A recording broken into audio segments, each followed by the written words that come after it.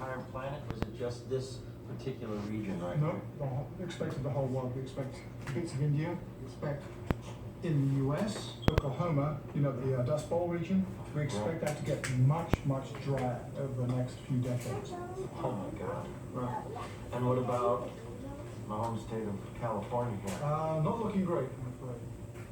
Now, our models predicted persistent drought in the Dust Bowl and here for 50 years from now.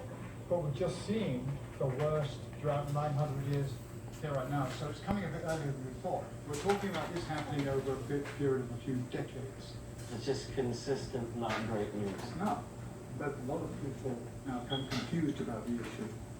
You know, facts are crystal clear. The ice is melting, the earth is warming, the sea level is rising. Those are facts. Rather than feeling, oh my God, it's hopeless.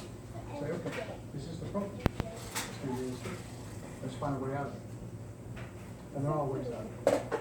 You know, if we stopped burning fossil fuel right now, the planet would still keep warming for a little while before cooling off again.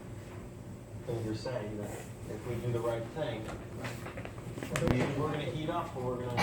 It'll turn off, and then it'll stop cooling. Would that Arctic ice sheet start to then increase again? Once the cooling started, yeah. So there really is a possibility to repair this trajectory that we're on. Interesting. Yeah. So it's hope. You seem to have an incredibly positive attitude just about everything now. It's amazing. Yeah, I do. I'm basically optimistic kind of person. I have faith in people.